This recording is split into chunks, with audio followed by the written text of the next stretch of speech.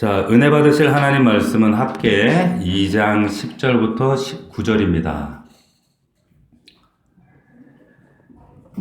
구약성경 1311면에 있습니다. 1311면 우리에게 주시는 하나님 말씀은 학계 2장 10절부터 19절의 말씀을 우리가 엄중한 마음으로 하나님의 말씀을 받들어 저와 여러분들이 교도하도록 하겠습니다. 제가 먼저 읽겠습니다. 다리오 왕 제2년 아홉째 달 24일에 여호와의 말씀이 선지자 학기에게 임하니라. 이르시되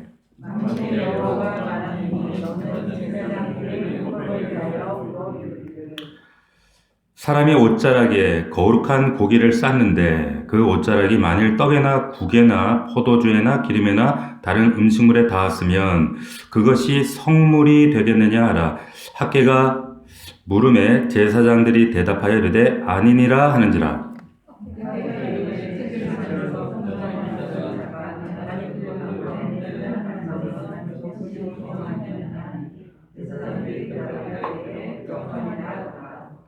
이에 학계가 대답하여 이르되 여호와의 말씀에 내 앞에서 이 백성이 그러하고 이 나라가 그러하고 그들의 손의 모든 일도 그러하고 그들이 거기에서 드리는 것도 부정하니라.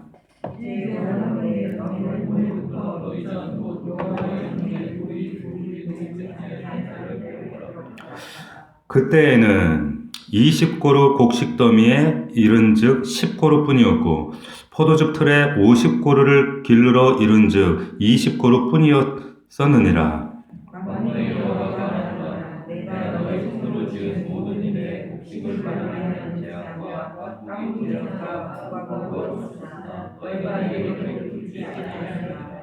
너희는 오늘 이 전을 기억하라. 아홉째 달 24일 곧 여호와의 성전지대를 쌓던 날부터 기억하여 보라.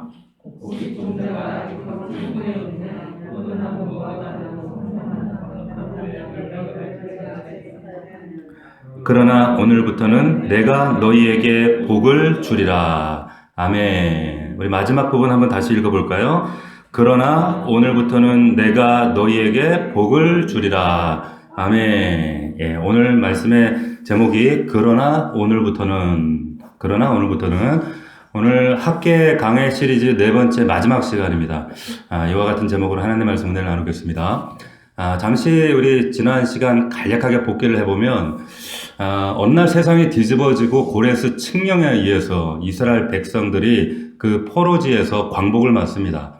폐허가 된 고토 고향 땅으로 이제 감격과 흥분 속에 돌아오게 되는데 돌아와서 그 감격 속에서 성전 재건이라고 하는 삽을 들었습니다.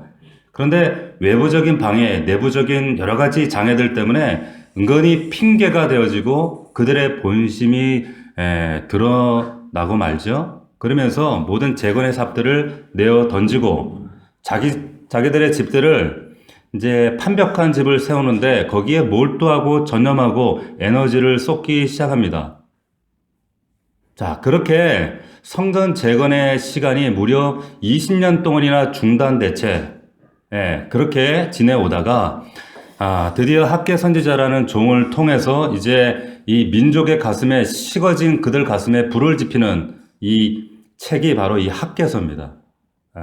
자, 오늘은 네 번째 마지막 시간인데 이런 문맥에서 오늘 마지막 부분을 우리가 살펴보고자 합니다. 먼저 우리 10절을 다시 보시면 아홉째 달 24일에 그러니까 9월 24일이죠. 근데 유대력과 우리 달력은 좀 다르다고 그랬어요. 새해가 시작한 지 이제 셋째 달이 되는 거예요. 자, 아홉째 달 24일에 우리 지난주 2장 1절에서는 일곱째 달 그달 21일 이렇게 얘기를 했었어요. 7월 21일 그러니까 초막절 끝나는 날에 얘기를 했는데 오늘은 아홉째 달 24일이니까 얼마쯤 지난 거예요? 얼마쯤 지난 거죠? 두 달 정도 지난 거예요. 두 달 남짓 정도가 지난 다음에 학계에게 하나님의 말씀이 임합니다. 학계에서는 유독 이렇게 날짜와 연도가 굉장히 명확하게 정확하게 기록이 되어 있습니다. 이유는 이 날짜들이 갖는 어떤 유대민족의 역사적 문화적인 그 의미가 굉장히 중요하기 때문에 그렇습니다. 9월 24일 무엇 때문에 명기해 놓았을까요? 이유는 간단합니다. 이 팔레스타인 땅은 기후상 이때가 이른 비가 와야 될 때예요. 이른 비. 자, 히브리 사람들은 농사 지을 때 두 시기에 걸쳐서 비를 아주 절박하게 기다려요. 두 시. 하나가 이른 비고 하나는 늦은 비예요. 자, 근데 9월은 무슨 비냐? 이때는 이른 비입니다. 우리하고 날짜 개념이 좀 달라요. 자, 아시는 대로 팔레스타인은 강수량이 많지 않고 강이 적고 그리고 관계 수로가 제대로 없었겠죠, 당연히 이 당시에. 그 농사 때가 되면 천수답이에요. 하나님께서 내려주시는 그 은혜의 비, 그것만 간절하게 기다릴 수밖에 없어요. 이때가 지금 가장 충천한, 이 9월이 가장 충천하게 목마를 때가 바로 이때입니다. 팔레스타인은 지중해 기후이기 때문에 4월부터 굉장히 건조하거든요. 굉장히 건조해요. 비가 안 옵니다. 땅이 바짝바짝 아주 뿌리까지 말라있고 퍼석퍼석하고 씨를 뿌릴 수 없고 개간할 수가 없습니다. 그래서 이때 곡괭이로 이제 밭을 일구려면 이제 좀 부들부들, 흙이 좀 부들부들 해야 되잖아요. 그렇기 때문에 이때 비가 와야 파종이 되고 그리고 나서 7월에 이제 7월 되면 새해가 되잖아요. 그리고 나서 이제 이른 비가 와야 되는 거예요, 다시. 자, 해가 넘어가는데 이 해가 넘어가는 이제 우기가 접어드는 겨울이 되면 이제 접어들고 나서 이제 4, 5월이 되면 4, 5월에 오는 비는 늦은 비예요. 왜 그런가 하면 4, 5월이 지나고 6월 달이 되면 추수기가 됩니다. 그러니까 우리하고는 좀 개념이 반대, 기후와 기후상 이렇게 문화적인 배경이 이제 거꾸로 되는 거예요. 자, 4, 5월에 오는 비가 이게 이른 비가 아닌가, 우리가 이런 오해가 될 수 있는데 열매를 거두기 직전에 필요한 비입니다. 그 강수량에 따라서 그 시기의 적절성에 따라서 열매 양이, 수확량이 가늠이 되어지는 거예요. 이 비를 이제 늦은 비라고 하고, 이게 제때 와야 열매를 제대로 수확할 수가 있어요. 이 두 시기만큼 히브리인들에게 간절하게 하나님의 은혜를 기다리는 그 기대와 목마름이 가장 절정에 있는, 이 가장 팽창해 있는 시기가 이 9월 24일이에요. 이른 비를 기다리는 거죠. 자, 이런 관점에서 그 목마름이 가장 충천해 있는 그 시기에 하나님께서 백성들을 향해서 무슨 말씀을 하시는가를 한번 보도록 하십시다. 24일에 여호와의 말씀이 선지자 누구에게 임하죠? 학개 선지자에게 다시 임합니다. 그런데 학개 선지자에게 지금 말하고 싶은 것이 아니라 학개 선지자를 통해서 지금 누구에게? 제사장들에게 하나님이 두 가지 질문을 해요. 잘 들으세요. 본문을 보세요. 만군의 여호와가 말하노니 너는 제사장에게 무엇에 대해 묻도록 되어 있습니까? 율법에 대해 지금 묻는 거예요. 두 가지 질문을 하는데 지금 제사장들은 여러분 뭐 하는 사람들이에요? 단순하게 스케치를 하면 제사장들은 제사 업무를 집전하는 사람들입니다. 자, 백성들이 예물을 가지고 오면 그 예물을 통해서 하나님 앞에 정말 정해진 규칙과 룰에 따라서 이 예배가, 제사가 제대로 드려지는가, 질서정연하게 드려지는가, 바로 드려지는가, 이것을 감찰하고 그리고 온전하게 드릴 수 있도록 옆에서 안내하고 감시하는 그런 역할을 하는 사람들. 그러니까 이 사람들은 예배 전문가들이죠. 그리고 율법에 아주 정통한, 익숙한 사람들인 거예요. 자, 근데 그들에게 하나님께서 두 가지 질문을 합니다. 첫 번째, 12절을 한번 보십시오. 12절. 같이 한번 제가 읽어볼게요. 잘 보세요. 사람이 옷자락에 거룩한 고기를 쌌는데 그 옷자락이 만일 떡에나 국에나 포도주에나 기름에나 다른 음식물에 닿았으면 그것이 성물이 되겠느냐 하라. 학개가 물음에 제사장들이 대답하여 이르되 뭐라 그래요? 아니니라. 아니니라. 자, 이게 좀 여러분들에게 이해가 좀 어려울 수가 있어요. 그런데 우리 작년에 레위기를 하신 분들은 이게 어느 정도 좀 감이 오실 거예요. 자, 보세요. 이게 무슨 말인가 하면 간단하게 말해서 이런 겁니다. 지금 거룩한 고기가 있어요. 거룩한 고기. 이 거룩한 고기라고 하는 말은 하나님 앞에 제사 때 드려지는 고기, 거룩한 고기란 말이에요. 그러니까 이게 성물이에요. 근데 이 성물이 예를 들어서 이 국그릇이나 밥그릇이나 어떤 다른 일반적인 물건에 이렇게 닿았단 말이에요. 닿았는데 그러면 닿아진 것이, 닿은 물건이 거룩해지겠느냐? 이 질문을 하시는 거예요. 자, 제사장들의 대답은 뭐였다고요? 아니니라. 자, 그 대답은 맞습니다. 율법적으로 아주 정확하게 제대로 대답을 잘한 거예요. 자, 왜냐하면 레위기 우리 살펴봤지만 레위기 전체에서 우리가 정과 속과 부정을 다룰 때 뭐라고 얘기하냐면 거룩하다고 해서 거룩한 것이 일반적으로 이것이 닿았다고 해서 접촉한다고 해서 거룩이 전염이 되지 않는다라고 레위기는 말해요. 자, 내가 거룩하다고 해서 거룩한 사람과 거룩하지 않은 사람이 악수한다고 거룩이 그 사람이 거룩하지 않은 사람이 거룩해지느냐? 아니죠. 단순하게 생각하시면 돼요. 자, 어떤 분들한테 제가 가끔 그런 얘기를 해요. 예수 믿으셔야 돼요. 교회 오셔야 됩니다. 에이, 목사님. 아이, 난 괜찮고, 전 괜찮고요. 우리 아내가 기도 많이 하고 잘 믿으니까 그냥 우리 아내 천국 갈 때 전 그냥 옷자락 붙잡고 매달려 가면 됩니다.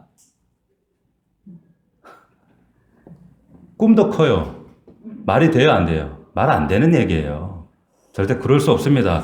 거룩한 것에 접촉한다고 해서 거룩해지지 않아요. 이게 레위기가 말하는 겁니다. 이거 오늘날도 그대로 적용이 되는 거예요. 상징이 아니에요, 여러분. 두 번째 질문을 합니다. 13절 잘 보세요. 13절. 학개가 이르되 시체를 만져서 부정하여진 자가 만일 그것들 가운데 하나를 만지면 그것이 부정하겠느냐 하니 제사장들이 대답하여 이르되 뭐라 그래요? 부정하다. 부정하다. 자, 두 번째 질문은 반대로 이제 뒤집어서 질문하는 겁니다.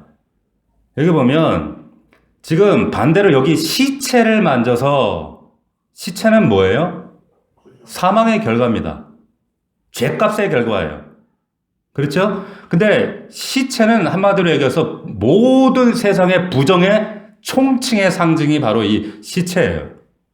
그래서 나시린법 중에도 이 민수기 6장에 보면 나시린들이 만지지 말아야 될 세 가지가 있는데 그 중에 하나가 바로 이 시체예요. 왜냐? 구별된 선택된 하나님의 사람이 사망의 값, 죄의 값, 죄의 결과인 이 시체, 이제는 이것과는 더 이상 상관이 없다는 사인으로, 증표로 만지지 마라. 손대서는 안 된다. 이게 그들의 율법이었습니다.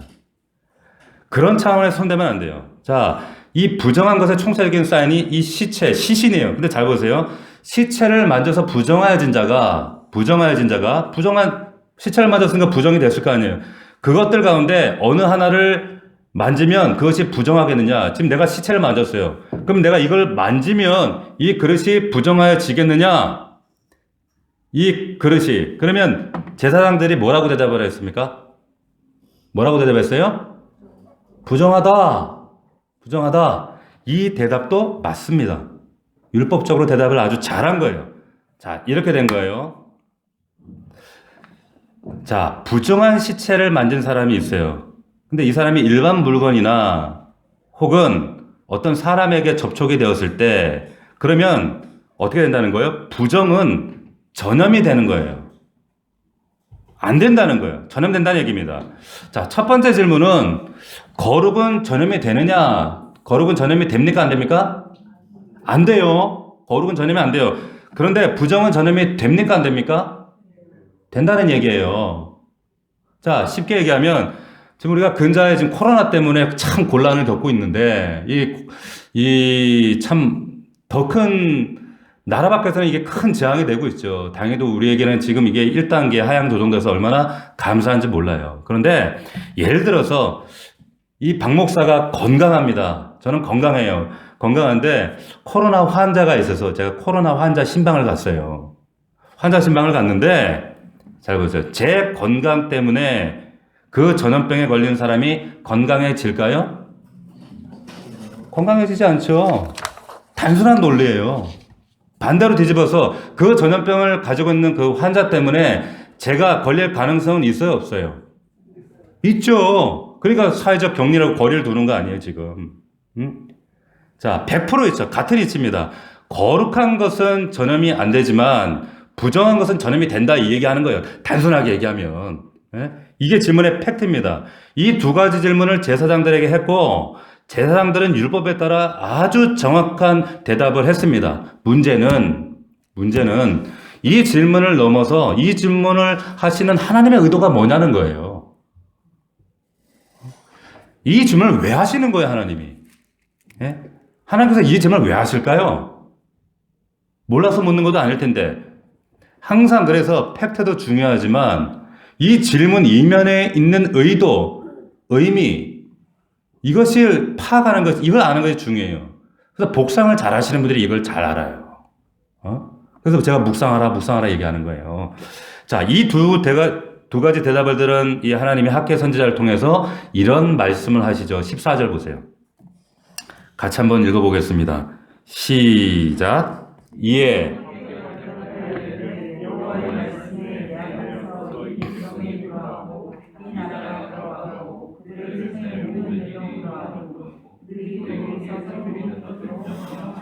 자, 어떤 얘기입니까?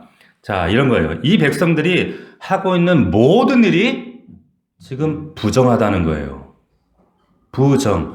부정함으로 끝나는 게 아니라 그 부정은 부정을 만들고 또 더러움을 만들고 똥이 있으면 뭐가 끓어요? 파리가 끓게 되는 거예요. 그래서 철저히 이것을 부정을 씻는 일들을 이 레위기 제사를 통해 하시는 겁니다. 자, 그들의 형편이 그런 거야. 부정을 씻기 전에 하는 모든 행위, 모든 예배, 종교적인 모든 삶 소용이 없다 말씀하시는 겁니다. 예를 들면 여러분 제 손에 술검당이 묻어 있어요.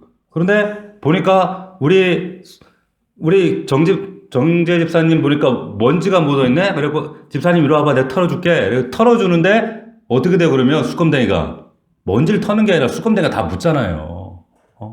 꼭 그런 거예요. 너희가 접하는 모든 것들이 지금 더러워지고 있다. 이 얘기를 하시는 겁니다. 예물의 문제가 아니라 지금 너희들의 지금 마음속에 묻어있는 때 때문에 모든 것들이 사람이든 예배든 모든 것들이 지금 부정할 수밖에 없다. 이렇게 말씀하고 있다는 겁니다. 제가 여러분들에게 누차 정말 10번 아무리 강조해도 지나치지 않는 예배에 대한 강조. 이 예배가 얼마나 생명 같고 소중하고 정성스럽게 하나님 앞에 잘 드려야 되는가. 예배라고 하는 것은 지금 예배가 이 시간에 드려진 것만이 예배가 아니라고 말씀드렸잖아요. 집에서 출발할 때 아니 여러분들이 월요일부터 내일부터 모든 삶이 예배였고 그리고 이 시간에 도착한 이 예배 이 전에서 드리는 거는 내 삶의 일주일간의 모든 예배의 최고의 절정 내가 하나님 한 주간의 삶을 이렇게 예배했습니다. 삶과 예배가 분리되지 않는 정말 하나님 내 중심으로 모시고 살았습니다라고 최고의 고백을 이 시간에 하는 거예요. 할렐루야. 맞습니까? 그렇게 되면 소중한 거예요. 굉장히 중요한 거예요. 그런데 얼마나 이 예배가 소중하고 이 발걸음이 귀합니까? 그런데 이 예배의 발걸음을 하나님께서 부정적으로 하시는 말씀이 있어요. 여러분들이 기억하시는 말씀일지 모르겠는데 이사야 1장 11절 12절에 보면 이런 말씀이 나옵니다. 우리 한번 찾아볼까요? 오늘 아니면 또 언제 찾아보겠어요, 성경을. 자, 이사야 968면에 있습니다. 구약 968면 여러분들이 한 분도 빠짐없이 다 찾아보세요. 아주 익숙한 말씀을 여러분들이 만날 수가 있습니다. 이사야 1장 11절부터 12절입니다. 구약성경 968면 이사야 1장 11절부터 12절 다 찾으셨으면 아멘. 자, 11절 우리 같이 읽어볼까요? 시작. 여호와께서 말씀하시되 너희의 무수한 재물이 내게 무엇이 유익하뇨? 나는 순양의 번제와 살진 짐승의 기름에 배불렀고 나는 수송아지나 어린 양이나 순염소의 피를 기뻐하지 아니하노라. 너희가 내 앞에 보이로니 이것을 누가 너희에게 요구하였느냐? 자, 그만 여기까지. 누가 이것을 너에게 요구했느냐? 누가 이거 요구했느냐? 이 예배 난 너에게 요구한 적이 없다. 근데 그 다음에 나온 얘기가 뭐냐? 같이 내 마당만 밟을 뿐이니라. 내 마당만 밟을 뿐이다. 자, 교회 다닌다고 여러분 교회 다닌다고 그리스도인 신자다 그런 게 아니라 마당만 밟고 있는 사람들도 있다. 참 두려운 지적이죠. 우리 복음성가도 그런 복음성가 있잖아요. 나의 입술은 주님 닮은 듯하나 내 마음은 아직도 추하여 이런 거예요. 그러니까 나의 모습은 교회에 있고 나의 모습은 그런 것 같은데 종교적인 모양은 있는데 살아가는 내 삶은 조금도 주님을 닮지 못하는 그런 모습. 이사야는 이걸 마당 밟는 자들이다 이렇게 얘기를 하는 거예요. 마당 밟는 자들이다. 제가 작년에 여러분도 아시지만 제가 필리핀에 우리 누님이 선교하시는 이 필리핀 빰빵가라는 곳에 다녀왔습니다. 근데 제가 필리핀 가서 참 놀랬던 건 뭐냐면 성당이 그렇게 많더라고요. 성당이. 카톨릭 대부분 카톨릭. 근데 샤머니즘하고 섞인 카톨릭이잖아요. 근데 여기들 이 가정을 가보면요. 집마다 마치 무슨 귀신 나올 것 같은 선앙당 같이 단을 쌓아놓고 초를 켜놓고 향도 펴놓고 성모상 앞에 그리고 거기다 꽃도 걸어놓고 얼마나 지극정성인지 몰라요.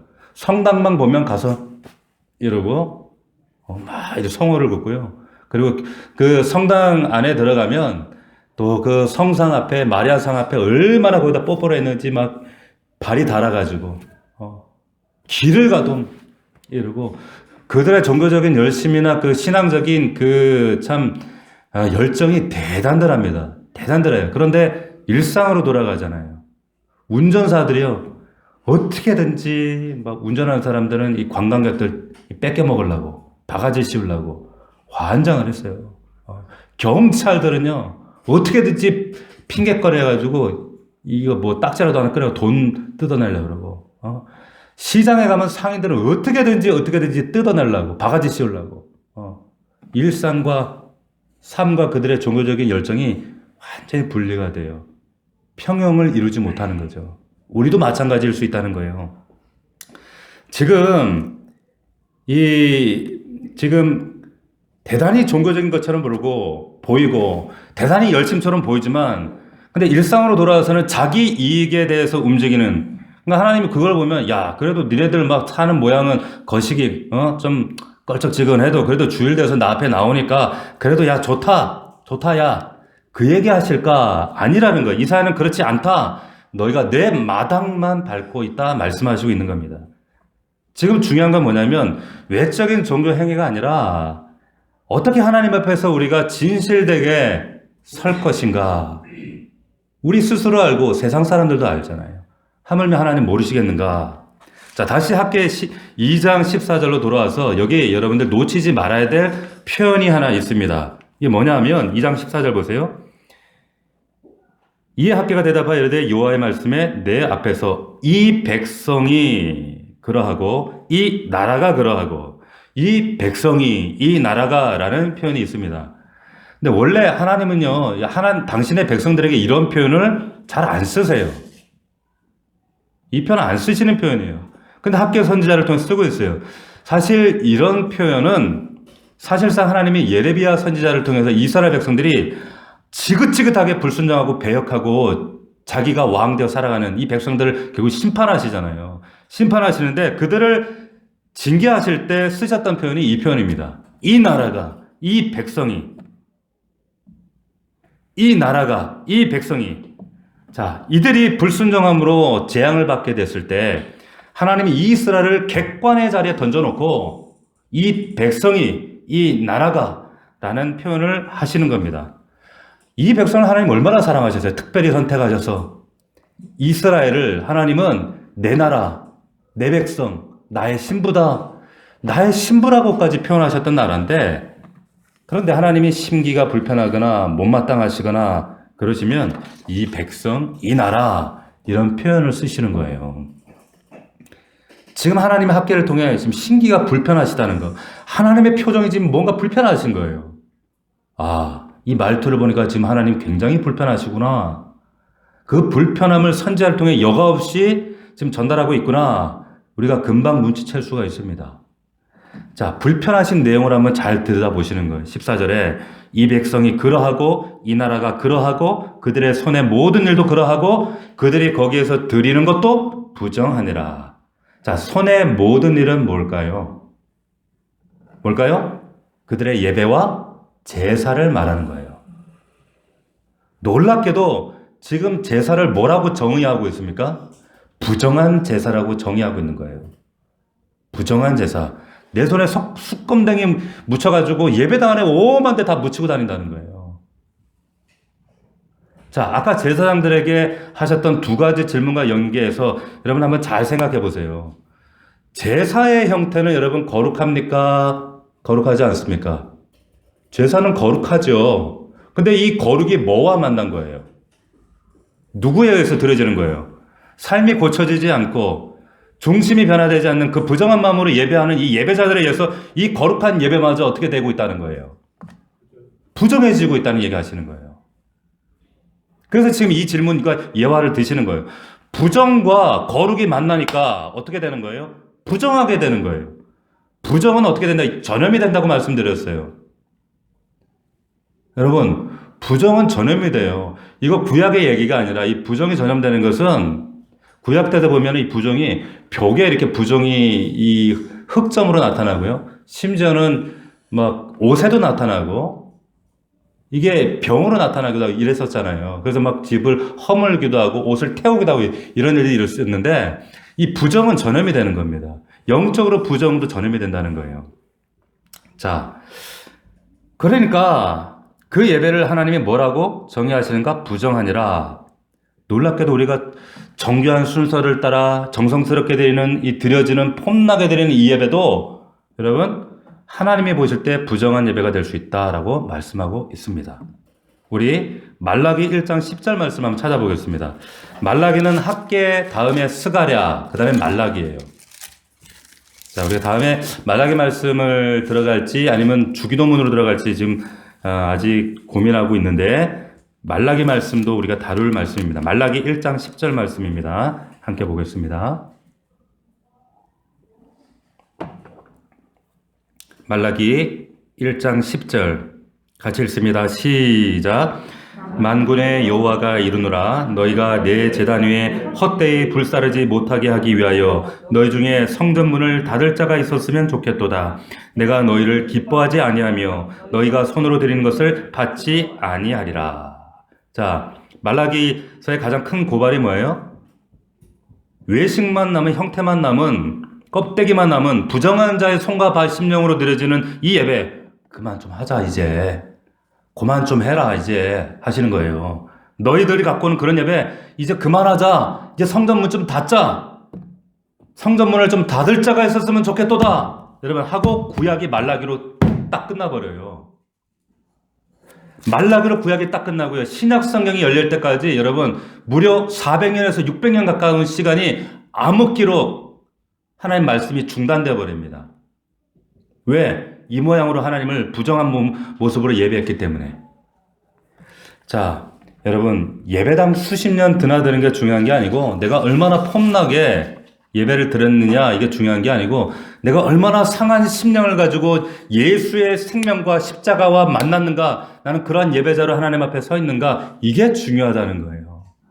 단순히 이 예배는 내가 하나님 앞에 나와서 위로받고 격려받고 어떤 의식을 치러서 자기 위안하는 자리가 아니라고 하는 거예요. 여기는 여러분의 생명과 앞날과 이후에 여러분들이 만나게 될 여러분들 자손들과 이웃들까지 미치는 엄청난 역사의 증거들이 흘러가는 자리예요. 하나님이 그걸 원하시는데 이 이스라엘 백성들은 삶의 우선순위는 전혀 바꾸지 않은 채 거룩하다고 하는 형태만 갖추고 나와서 부정한 마음으로 예배를 드린다. 하나님은 일고의 가치도 없이 그런 예배를 뭐라고 정의합니까? 부정하다. 갖다 버려라. 아니 예배가 부정한 예배가 있을 수 있어요? 있습니다. 수많은 세월을 수많은 횟수를 수많은 정성을 하나님 앞에 예배한다 할지라도 부정한 예배가 될 수 있다는 거예요.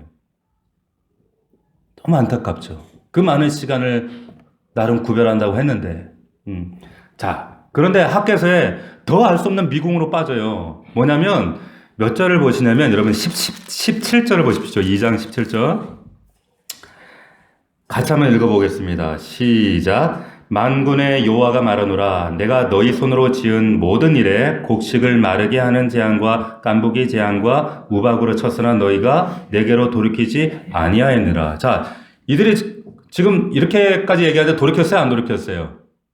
아직 안 돌이켰어요. 그리고 여러분 19절 보세요.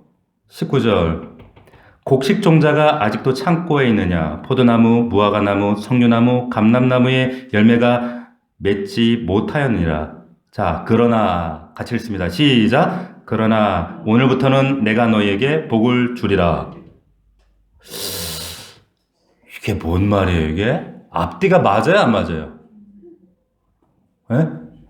맞아요, 안 맞아요? 눈물로 회개하고 통하고 옷을 찢고 죄를 뒤집어 쓰고 나와 하나님 잘못했습니다. 정신 차릴게요. 이런 말이 있고 회개하면 이 문장 맞아요. 근데 그런 기록 전혀 없잖아요. 없는데 여전히 책망받고 돌아오자는 삶의 길에 지적받고 있습니다. 그러나 오늘부터는 내가 너희에게 복을 주리라. 에이, 이 기독교가 이렇게 값싼 종교야? 은혜가 이렇게 값싸? 왜 이렇게 허툴러? 뭐 회개 안 해도 그럼 다 복 받네? 지금 그런 얘기예요? 그 얘기가 아니죠. 여기 지금 중요한 말이 뭐냐면 첫 번째 중요한 단어가 뭐냐면 오늘부터입니다. 오늘부터의 이 의미가 중요해요. 오늘부터. 기독교는 오늘부터 지금이에요. 아이 목사님 내일부터 다음에 때가 되면 할게요. 아니에요. 오늘부터 지금. 난 내일부터 한다는 그 직분자 치고 한 사람 한 번도 못 봤어요.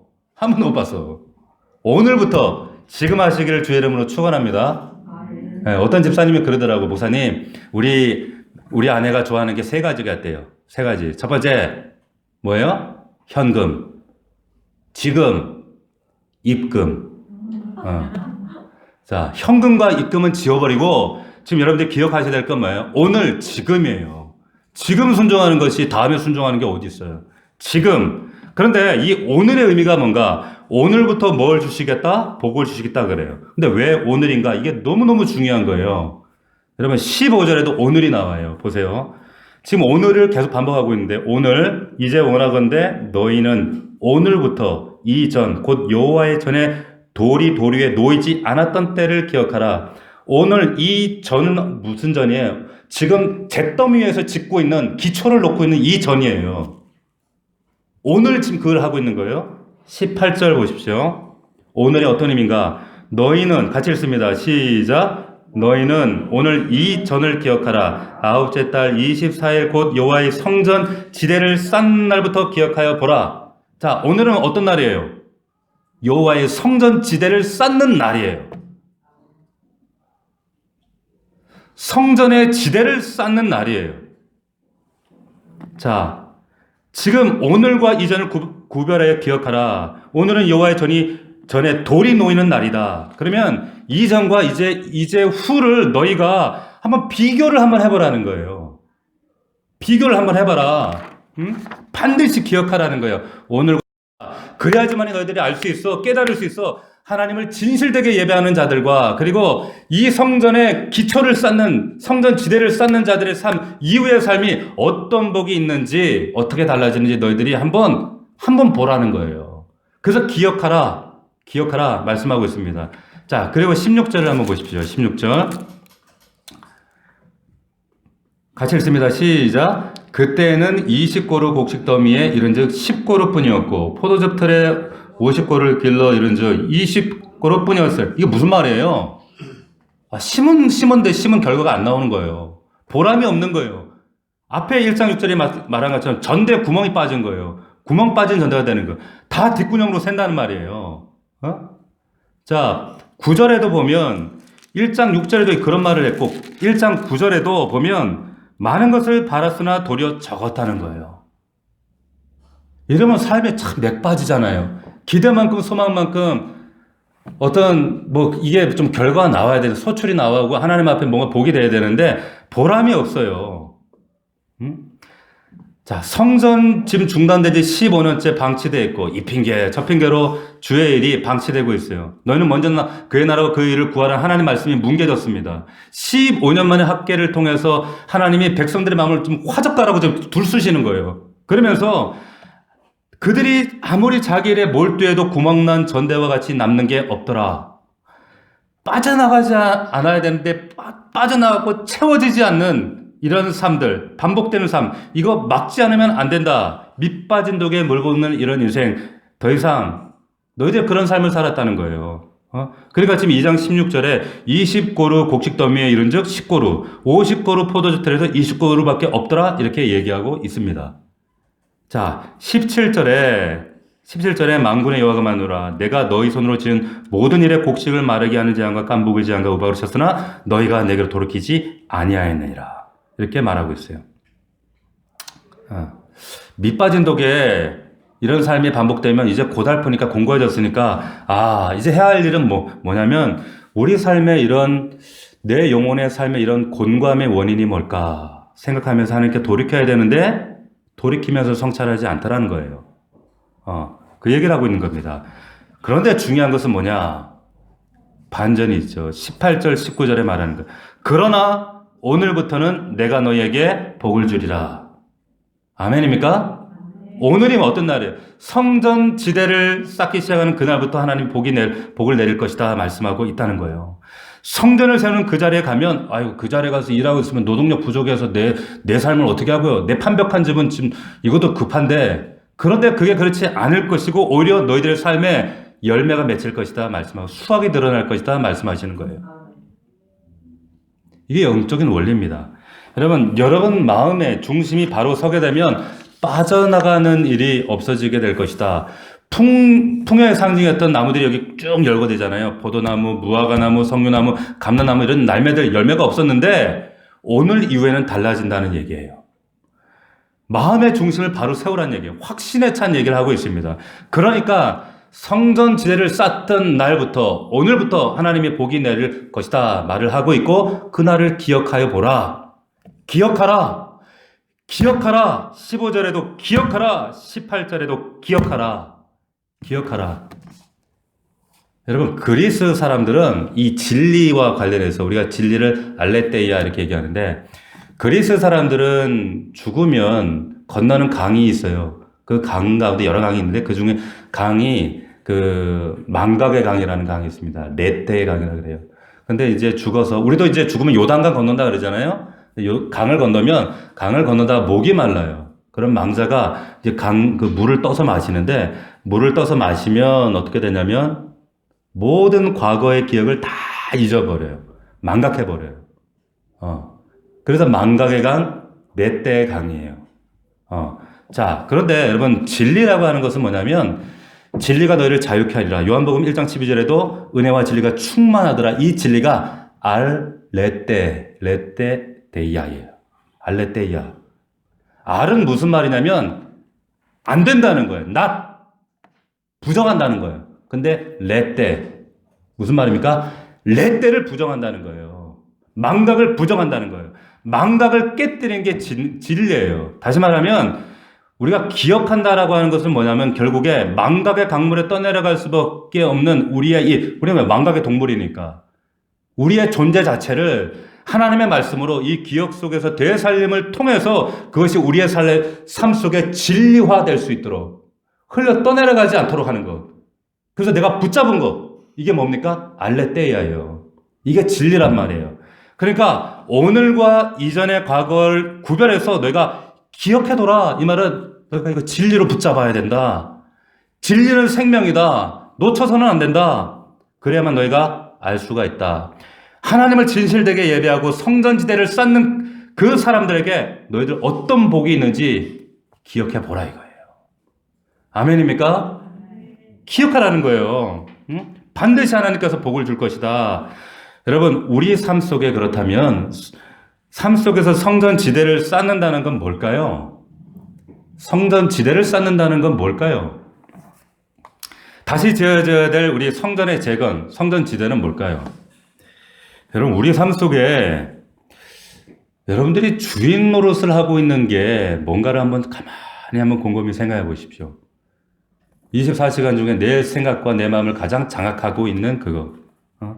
우상이라는 것은 하늘이나 땅이나 물속에 있는 그런 어떤 형상을 본따서 만든 우상이지만 진짜 우상은 어디 있냐면 사실은 우리 마음속에 있어요. 우리 마음속에 있습니다. 그 깊은 곳에 우리 삶 속에 영향을 미치는 가장 내 심령 쥐성소의 그 자리에 핵심에 하나님 아닌 다른 것들이 좌정하고 있으면서 독차지하고 있는 그거 우상이거든요. 그게 우상이란 말이에요. 지금 오늘날 현대세계 가장 큰 우상은 뭐니 해도 뭡니까? 돈이죠. 어떤 분은 그래요. 출세죠, 목사님. 출세죠. 근데 그 출세 때문에, 돈 때문에 못할 게 없어요. 그 돈만 얻을 수 있으면 출세를 위해서는 못할 게 없는 세상이에요. 부모 자식 간에도 관계도 끊고요. 그 믿었던 친구도요, 단칼에 잘라버리고, 배신해버리고, 정말 사람을 이용 가치로 이용해버리고, 갖다버리고, 내가 아무리 교회를 다닌다고 할지라도, 내가 신자라고 할지라도 내 마음속에 지성소를 차지하고 있는 그건 뭐냐? 돈이에요. 출세예요. 그러면 뭐예요? 나는 우상 숭배하고 있는 자예요. 우상 숭배. 이거를 척결해야 돼, 우리 마음속에서. 척결하셔야 돼요. 자, 다시금 내 마음속에 하나님이 내 중심에 좌정하시도록 하나님을 사랑하고 몸된 예수 그리스도의 몸된 교회를 사랑하고 내 마음속 중심에 그분을 모셔다 놓고 드리는 것. 이게 학계 시대의 성전에 성전지대를 놓는 것이다. 이렇게 말씀하고 있는 거예요. 우리 마음속에 내 마음을 온통 사로잡고 있는 그 우상과 결별하고 내 마음 중심에 하나님의 말씀과 그분과 맺었던 그 첫사랑의 감격과 약속의 말씀을 내가 붙잡고 있을 때, 그때는 뭐냐면, 여러분, 바로 포도나무, 무화과나무, 석류나무, 감람나무 같은 이 풍요의 상징들의 이 나무들의 꽃이 피고 열매가 맺고, 그리고 이 열매가 맺게 될 때 이것을 나눌 수 있는 그러한 여러분들의 삶이 되는 줄로 믿습니다. 아멘입니까? 여러분, 내 삶이 왜 이렇게 곤고할까? 경제적인 곤고함이 아니라 왜 내 마음이 이렇게 곤고할까? 허전할까? 그럴 때는 내 마음속 깊은 곳에 하나님이 아닌 다른 것이 자리 잡고 있구나 하는 생각을 하셔야 돼요. 말씀을 맺겠습니다. 우리 마음속 중심에 차지하고 있는 것이 무엇인지, 바로 그 중심을 차지하고 있는 것이 나를 복되게 하고 나를 행복하게 하는 거라고 나는 생각하겠지만, 내 중심을 차지하고 있는 것이 하나님이 아니었기 때문에 우리 삶이 곤고하고 황폐해지는 거예요. 채워도 만족이 없던 것은 그릇된 주인을 내가 섬기고 있기 때문에 육신의 재빈을 기쁨으로 착각하면서 그렇게 사시면 안 된다는 거예요. 여러분, 이 땅 이거 몇 년 안 남았어요. 얼마 안 남았다니까요. 이 땅이 무익하다는 의미가 아니라, 그래서 소중하지만 우리의 삶은, 우리는 순례자잖아요. 순례의 길 아닙니까? 바라볼 것을 바라봐야죠. 여러분, 성전 지대가 놓이는 것처럼 하나님으로 만족하고 그런 믿음으로 우리가 나아갈 때 이 약속의 복이 오늘부터 내가 너에게 복을 주리라.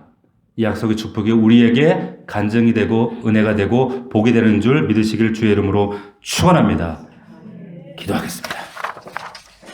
이 시간 우리 1분간 기도합시다. 하나님, 그러나 오늘부터는 내가 너에게 복을 주리라. 성전 지대를 쌓는 날부터 기억하여 보라. 아버지, 이 말씀이 약속이 나의 것이 되어지길 원합니다. 하나님, 예수의 피로 덮어주셔서 나를 정결하게 하시고 나의 안에 있는 모든 부정한 마음과 부정한 손과 모든 것들을 예수의 피로 덮어주셔서 깨끗게 해주심을 감사함을 드립니다. 내가 만나는 가정과 나의 직장과 내 삶의 터전이 하나님 정결하게 바뀌게 하시고 하나님의 나라로 변모되게 하시고 하나님, 나를 통하여 이 복이 확장되어질 수 있도록 도와주시옵소서. 하나님, 역사하여 주시옵소서. 이 오늘부터 성전지대를, 이 기천을 놓을 때, 내 심령에 쌓을 때 하나님, 그 놀라운 은혜로 하나님 간증하며 살길 원합니다. 도와주옵소서. 우리 다 함께 1분간만 주 앞에 우리 마음을 올려드립시다. 기도합시다. 아버지 하나님, 감사합니다. 하나님, 우리의 삶 가운데 하나님, 마치 구멍난 전대와 같이 우리의 삶이 불어버린 바람처럼 하나님, 어려움과 공고함과 혹은 우리의 마음에 하나님 공고함과 허무함과 답답함, 하나님, 우리의 삶의 자리에 우리 중심에 하나님이 아닌 다른 것으로 주인되어 우리를 찾아오고 있지는 않은지 다시 한번 우리의 속에 감추어진 우상을 발견하게 하여 주시옵시고 하나님, 말씀으로 새로워지게 하여 주시옵시고 아버지 하나님, 정말로 하나님 말씀이 아닌 다른 것을 내 삶의 주권자로 삼고 목적으로 삼고 하나님, 우리의 신앙과 우리의 삶이 아버지 분리된 여전히 내 삶과 내 손이 부정하여져서 내 삶의 주변들이 부정하여지고 예배마저 부정하여진 이 예배, 하나님 제사장들에게 아버지는 물으셨던 이 질문이 곧 우리에게 질문하시는 질문입니다. 아버지 하나님 거룩은 전혀 될 수 없지만 하나님 부정은 전혀 될 수 있다는 사실을 우리가 기억하게 하시고, 하나님 우리가 거룩하여져서 저 거룩한 사람으로 하나님의 나라 그 거룩한 기업을 물려줄 수 있는 우리 믿음의 자손들이 될 수 있도록 축복하여 주시옵소서. 우리 사랑하는 넘치는 교회, 우리 넘치는 성도들이 거룩한 하나님의 통로가 되게 하시고 이 거룩을 유통하는 자들이 되게 하여 주시옵시고, 하나님 정말 오늘 이 전을 기억하라. 오늘부터는 내가 너에게 복을 주리.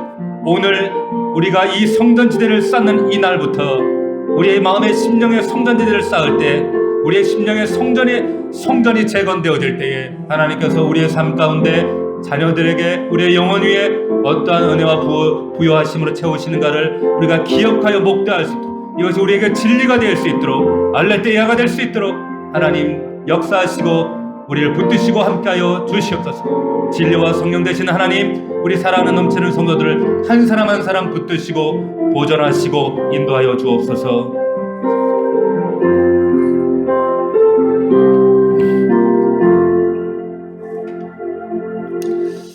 거룩하신 아버지 하나님, 은혜와 사랑을 감사함을 드립니다. 하나님,